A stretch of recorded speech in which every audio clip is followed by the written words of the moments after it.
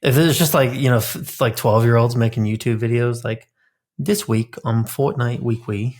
Do they talk like 4-year-olds? Yeah, now, dude, too? that's the thing. That's in now, bro.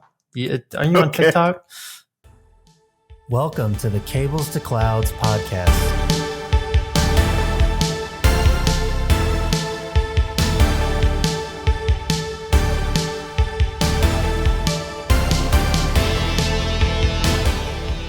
Cloud adoption is on the rise, and many network infrastructure professionals are being asked to adopt a hybrid approach.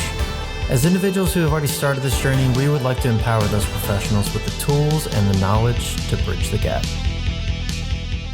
Welcome back to the Cables to Clouds Fortnightly news, the only news out there that is not about the popular video game Fortnite.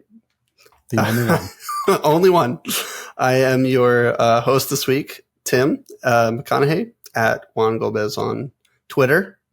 With me, of course, as always, are my co-hosts, Chris Miles at BGP Main and Alex Perkins at Bumps in the Wire. So the past 2 weeks, definitely a lot has happened. I don't want to waste a lot of time. I just want to get right into it because we got a lot to cover. So, Chris, you want to kick us off? Sure. So first up, we have a couple articles here from none other than VMware, which is now obviously everyone knows. Hot topic. A company now owned by Broadcom. So we have this article here talking about how Broadcom and Google have announced a license portability option for VMware Cloud Foundation on Google Cloud VMware Engine. Yeah, that's a mouthful. Oh my God. Yeah. But so VMware Cloud Foundation, to me, at least it just seems like that's the generic term for running VMware on a particular CSP. So there's a flavor of it that runs on AWS, Azure, GCP. And they've released this article talking about license portability for the Google Cloud option for that. Really not a huge surprise. I mean, I think that's all fine and dandy. One thing that I really wanted to pull out about this is there's a quote in here from a general manager for the VMware Cloud Foundation division. VMware by Broadcom is adding new levels of flexibility, investment protection, and lower TCO for VMware Cloud customers. VMware Cloud Foundation customers with support for license portability. And I just think that's very rich given the reports we're seeing lately on Twitter and things alike, where we're seeing people, get the renewal bills from Broadcom and it's like, oh, we jumped from 8 million to 100 million, like just astronomical numbers here where, Broadcom is just hiking things up. It's scorched earth, man. It's like they do not give a shit, which is kind of what people expected. I feel like you mentioned this was coming. I didn't see it being this bad. But yeah, I wanted to quickly touch on that. I don't know if you guys want to provide some more firepower towards Broadcom or not. Yes, we do. VMware brought to you by Carl's Jr. I think of Idiocracy when you said that, man. That's the very first thing I thought of when you were like VMware by Broadcom. I love that now needs to go in all of the press releases by Broadcom. Welcome to Broadcom. We love you. Welcome to Broadcom. We love you. What do you think, Alex? I know you got some thoughts on this one. Yeah, I mean, some of the reports I've read it seems like for smaller companies, it's something like 4 times the TCO of their licensing. And for some larger companies, it's like 10 times. So that quote about the lower TCO is just like, where?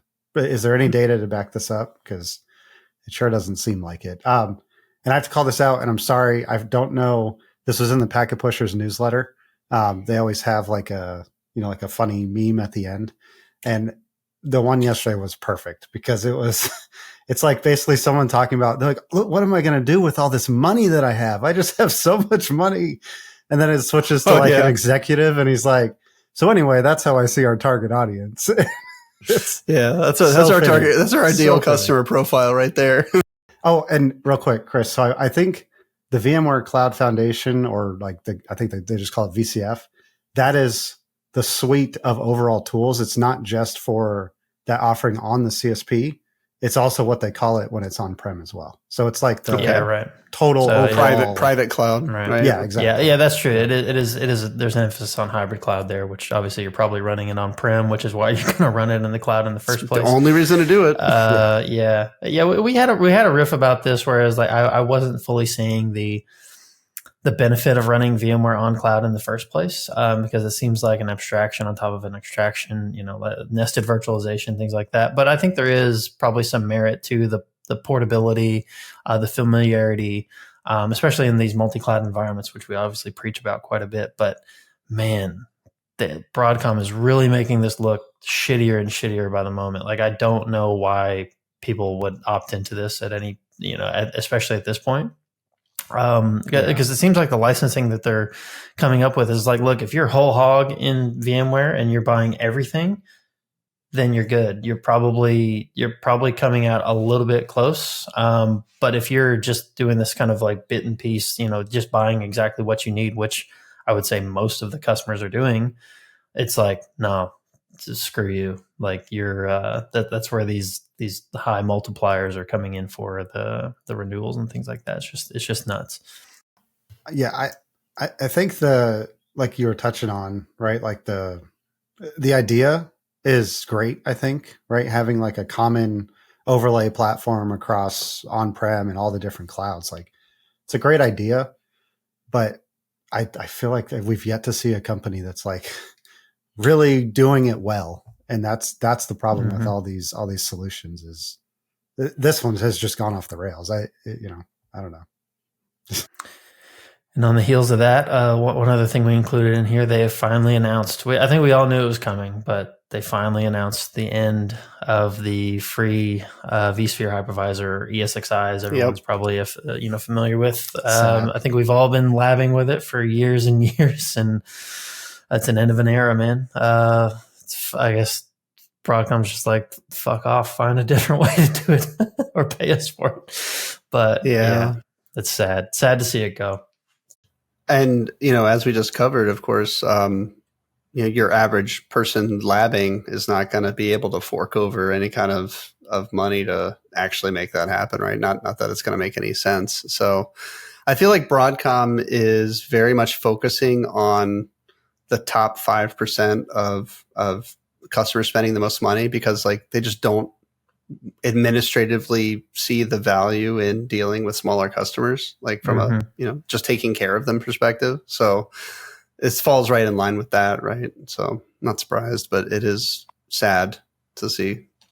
Yeah, I mean I've read a lot of articles and like blogs on this, and I think there was even a thread on Twitter that mentioned one of the guys who was kind of instrumental in like opening up this model and like allowing people to use it for free, and just how that led to such wide adoption, right? Like, if you have this in your home lab, of course you're going to use it at work. You're going to recommend it because you're already familiar with it. Right. Absolutely. So, I mean, how are people going to get recommended this in the future? No one new is going to want to take this over when you got, other alternatives, Proxmox and Harvester, and like Nutanix is probably Nutanix is probably sitting pretty right now. They're probably just their eyes are just lit up, bro. Like, they got dollar signs where their eyes should be, right? Yeah, but I mean, that's to your point, Alex. That's a great point. Like, this has been the free tool for people to learn virtualization for years. It's the first thing you get recommended. And if we've already talked about like the only reason that we really see customers using VMware on top of CSPs is because of the familiarity piece. If you cut that out, where does that come in? You know what I'm saying? Like that's probably, I mean, there's still going to be some of it, but that's probably one of the major factors that feeds into it. But it'll for a while, because that skill set's still out there, right? Yeah, like it'll be many years before that skill set kind of goes away in the sysadmin realm. But well, I mean, if it costs $100 million when it cost $8 million last year, I imagine a lot of enterprises are going to find a way to make it work, right? To go a different way, if at all possible. So, yeah, I mean, it's really just kind of shooting yourself in the foot. Not that, and don't get me wrong, like the average person who was labbing with the free version of ESXi was probably never going to hand VMware money, like, go into their wallet and hand VMware money for that thing. Right. But just like you said, just like all certification things or marketing things, right? Because when people know your stuff, they're going to use it, they're going to recommend it, they're going to know it, they're going to want to use it. So anyway, yeah. All right, let's move on. So let's see. So I've got a couple from here. I'm covering the Cisco news this week. So we have a couple articles here. One is from Reuters. Now this one's actually a little late now by the time we're covering it, because this one specifically says Cisco 2 cut 4,000 jobs. So by this point, of course, Cisco's now done that. Cisco's has gone through the layoff process. And I have to say, I used to work at Cisco for 5 years. And this is the first time I've seen a layoff that was like just straight up a layoff, right? Like there's always been limited restructuring. There's always been refocusing, like, hey, this part of the business is not doing well. We're going to sunset this product. We're going to lay off this team, and then maybe they can find another job within Cisco. Maybe they can't, whatever. But it was a strategic refocusing. This is the first one I've seen, and I'm sure, maybe back in the early 2000s or more, right? I only worked there for 5 years, but that was just a straight up layoff. Like, I mean, just across the board, no indicator that they paid attention to strategic value of the people they were letting go, like that. So full disclosure, since I worked for Cisco for 5 years, I know a lot of the people at Cisco, and I know some of their, very high performers. And there were people on that list that were let go that I just I'm still shaking my head. I'm like, we covered this on our episode with Joe Onisick about layoffs. You have no idea the tribal knowledge that you are gutting, that you're hollowing out the core of your company. You have no idea what's walking out that door. So this is the strangest layoff I've seen for Cisco because of its complete lack of, it was really like somebody looked at a budget sheet and just said, just cut this much. And I don't, just go across, strange, very strange. It was funny because I will admit that I kind of have, this, I don't know if it's at this point just social media brain where I think of things and then I immediately forget them probably a month later and they're completely gone. This seems like the first layoff I've seen in quite a long time where I remember the day after it happened, obviously our thoughts and support is with everyone that was affected by these layoffs. Is there any way we can help? Let us know. But in addition, this was one of the first ones where I was on LinkedIn, the next 3 days after this happened, there was so many diverse people that I knew of Cisco reposting other people's, announcements that they've been laid off, and just such great accolades for the person. Like, this person's an absolute rock star, blah, blah, blah. I saw that all over my feed. So I was like, man, this usually you see a few, whereas obviously, layoffs sometimes affect really good people. This seems like it affected a lot of really good people, which was it seems like the first time I've seen it at this scale. So that kind of echoes home what you were saying, Tim, where it seems like a lot of top tier talent was lost in this one, and it doesn't make a lot of sense. Just really, really troubling. And I mean, just to add to that, it was a lot of people that are still there that were, I've never seen people so vocal about layoffs that are still working there. And we're like, this sucks, exactly like you said, just pointing out the good that all these people have done. I do have a question for you, Tim. When they did the restructures or whatever you called them in the past, there's a lot around this time about how it's a strategic, is there anything that they posted? I haven't seen anything about what that actually means. And I don't know if they do that in the past, but I don't see it this time. So what you have to do is go look at the SEC filings, and I'll actually cover that in the next one, in the next story. But usually the SEC filings, because that of course publicly traded company, right? They have to basically more or less, justify themselves to the street, if you will. And so a lot of times when there's a limited restructure, it's usually tied around, hey, our service provider business is down 5% and this product is not doing well. And so we're going to refocus on a different product, or we're going to that's, if you go back to the prior SEC filings, you see that. This time it really is just shit sucks and the industry is in bad shape and, we're down. Right. And so we just have to cut costs. Yeah. I mean, and yeah, like I said, I'll get into this.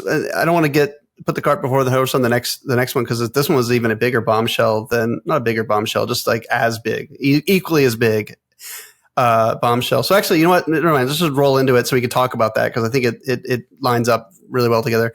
So this is an article from CRN, and there's multiple ones out there, but this is just the one that I picked. That points out that the COO, Maria Martinez, who, prior to this was, she ran the global CX organization at Cisco, was an EVP. So she's the COO, Chief Operating Officer at Cisco, has been let go. Like they fired her. And that's very troubling, right? So for those that don't understand C-suite, like, levels, if you will, like the chief operating officer is pretty much second only to the CEO, like, and in some places is practically a peer with the CEO almost. So that's a big position to actually like let go, to let that person go, to fire them, to lay them off, however you want to call it. And not only that, but they're salting the earth behind her. They're actually dissolving the COO position, which is absolutely unheard of. Yeah. I was trying to think of I was trying to think of another company that's this big that has completely dissolved that and doesn't have a COO. I can't think of many, if any, but that seems I don't know if this is something to do with like when the Splunk acquisition finalizes, if maybe they're gonna slot something in there, or I don't know. It's a very strange move. Don't really know what to make of this. Yeah, I mean, the Splunk acquisition was cited. I mean, we know that's what, $28 billion that Cisco has to lay out, right? I mean, that is not a small amount of money, even for a company of Cisco's size, to lay out for anything. And not only that, but again, if you look at the SEC filings, pretty much everything's down at Cisco. Plus, there's the whole generative AI thing. I think Cisco's behind the 8 ball on this one, like timing wise. So, and this is probably a panic move to just cut costs as quickly as possible. Like I said, there's some very good talent at Cisco that was let go in a way that I've never seen done. And this itself is another thing. Like if there's a strategy here, I'd love someone to tell me what it is, right? Like this says all the hallmarks of panic. Some zero has to be rounded somewhere that we didn't think had to be rounded or something. I don't know. So yeah. All right. So, so we've got a few more. So that covers the Cisco stuff I wanted to cover. I mean, not that that's not enough, right? But, Alex, I think you had the next stuff that we're going to cover, right? Yep. I am the Nvidia guy this week. So it's like just the same thing. Being the Nvidia guy is a nice title to have right now. I'll tell you what. Well, if I had Nvidia stock, then we'd be talking, right? All right. So yeah, this I got 3 articles. This first one is from CNBC. Basically, it's just Nvidia passed Alphabet in market cap and is now the 3rd most valuable U.S. company. Holy crap! Yeah. Do we have to change the FANG acronym now? Is that different now? Well, it's already different, right? Because Facebook rebranded to Meta. So I don't even know what it's called. So it's Mang now. So Mang. There's only one. Mang. Now it has to be Mang. Well, and it was Google when it's Alphabet, right? Like, I don't know. It's always been a weird acronym. Mana. D&D style, bro. It's all good. Yeah. Nvidia just is killing it, man. They are just everywhere. They are growing at rates that we've just never seen before. So I assume we're just going to keep seeing this for a while. This AI boom is just not slowing down. Yeah, I can't imagine why. It seems. Yeah. Yeah. And then the other 2, so I got one from The Verge. I think we mentioned this in a recent episode, but there's like basically an AI chatbot that runs locally on your computer called RTX, or Chat with RTX. We mentioned this before about how we're going to start seeing AI kind of get smaller and like more personalized and more like an assistant, smaller form factors. Right. Exactly. So this isn't really unexpected at all. I've been hearing lots of good things about it too. So this is interesting because as a content creator, they have had the RTX voice thing for a while, which is like I don't know if you guys have seen this or not. Yeah. It's that plugin. Well, I say plugin. It's like an app that runs on your GPU that'll clean up your voice. So like there's YouTube videos about it from when it first came out. You can see somebody like sitting next to a vacuum cleaner that's like in their face and talking, and you don't hear the vacuum cleaner. You can just hear them, which so like it's a natural progression. Cool. It's pretty cool. They also have ones that you don't even need a green screen. It just removes the background for you, right? I forget what it's called, but I know that's part of that whole. Yeah, they got a bunch of that stuff. Nvidia's been leaning into that. So this is just like another thing that RTX to do. So right, absolutely. And then last, this is from Reuters. It's Reuters, right? I would never know how to say Reuters. Reuters. Yeah. Okay. Again, another one I think I'm not surprised by, but Microsoft is developing AI server gear to lessen reliance on Nvidia. It's going to happen. They're going to build their own silicon? Is that what you're saying? Like they're going to build their own? Start building their own AI gear to start competing. I read something they bought maybe a year ago. They bought a company called Fungible, which was created by one of the co-founders of Juniper. And it's like an AI chip company, right? So they're bringing all this in-house. I mean, this is the same thing. Look at what AWS has done with like their, all their chips, their custom silicon. This is becoming a trend. And it'll be years before this actually eats into anything that NVIDIA is doing. But I mean, NVIDIA, by the time they catch up, NVIDIA will have filled up every data center. Like, sure. Yeah. It's just basically the instantiation of edge computing for AI, right? It really is. It's really all it is. It's get it closest to the user as you possibly can to the data, really. To the data. Get as close to the data as possible. Right. Can do the computations, feed up what matters, right? Yep. So I'm not surprised at all. Yeah, that's a good one. And I think we have one more that you wanted to cover, Chris, right? To round us out. Yeah, we had a couple articles here. Just quick notes about it. Obviously, all this stuff will be in the actual news document that we publish. So if you want to get any more of any of these articles, definitely check that out and you can have a look through them. We have one from Business Insider talking about where the CSPs have apparently kind of come to the forefront and saying that this focus on cloud cost optimization is waning and is not impacted or not forecasted to have any impact on overall revenue in the upcoming year. So last year, AWS grew 13%, revenue, Google 26%, and Microsoft 30%, which is pretty substantial, obviously. They're saying that they don't see cost optimization being a huge factor here when it comes to profits, which was it's crazy to me because I feel like we just came off the heels of reInvent where Werner's like whole talk was about the frugal engineer, right? The frugal architecture, and focusing on cost. But like you said, Tim, before we hit the record button, that was 2 months ago. Nobody gives a shit anymore. It's time to make money. It's time to make money while the sun is shining. Make hay, right? But full disclosure, a lot of this is based on a report that was done by Aviatrix, which is mine, Tim's employer. That's true. But I feel like it's very relevant because a lot of this, it was based on a survey that we had done. And a lot of the respondents were enterprise employees, things like that, talking about how the cloud cost is a major barrier with pretty much all their decision making. And working with customers day to day, I can 100% tell you that is very much a factor. Today, it will be a factor 6 months from now. It'll be a factor 12 months from now. Like, I don't know where we're getting into that not being an effect. But I don't know how you feel. Yeah, the CSP is saying that cost optimization is not a problem, and therefore their money is not going to be affected. Revenue is not going to be affected.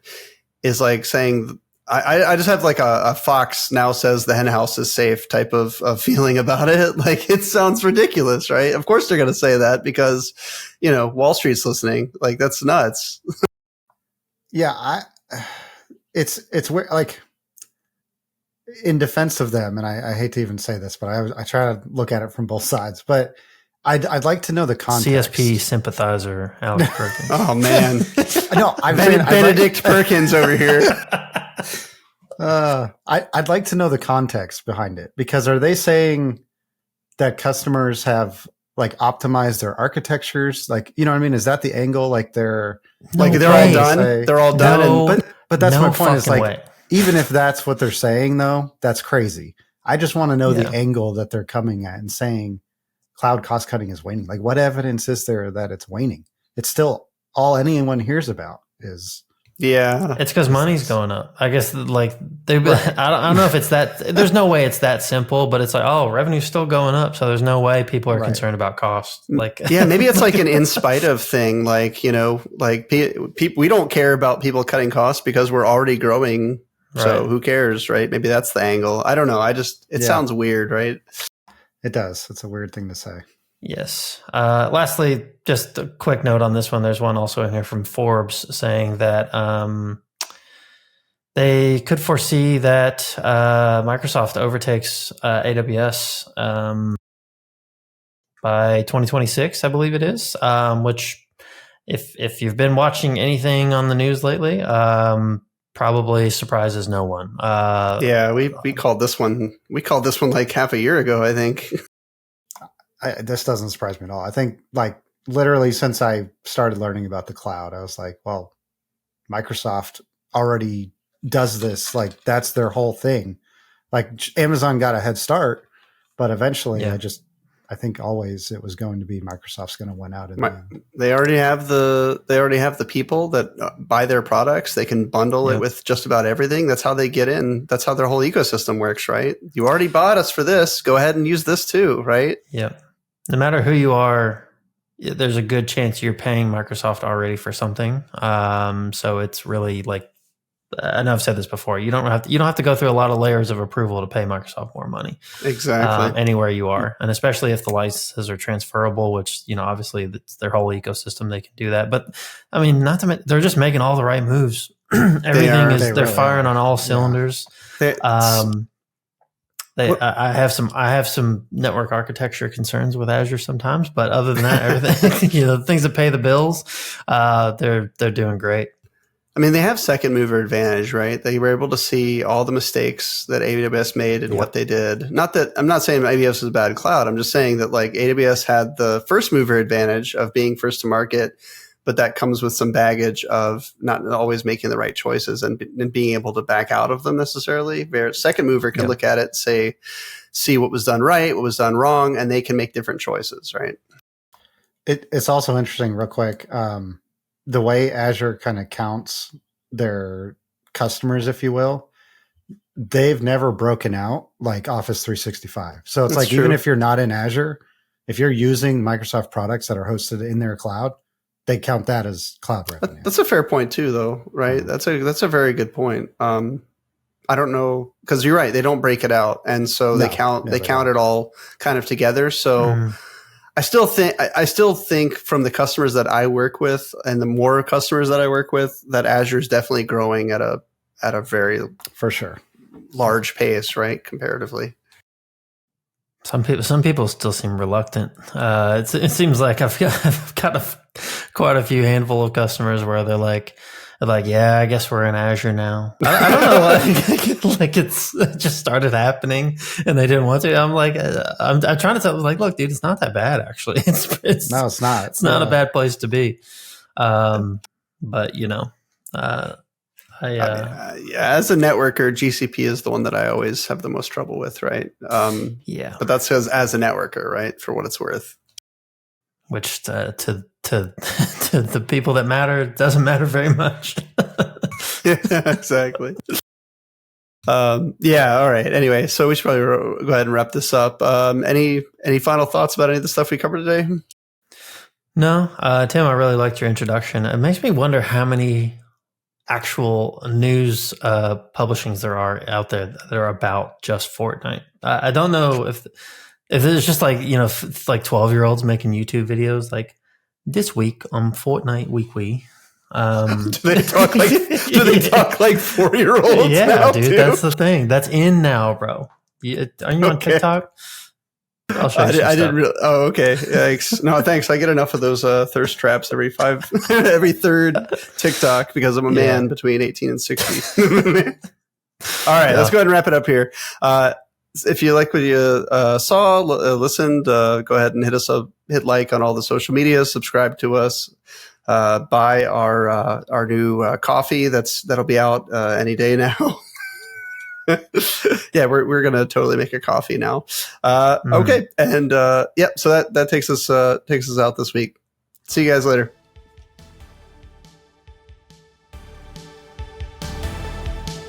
Hi everyone, it's Tim, and this has been the Cables to Clouds podcast. Thanks for tuning in today.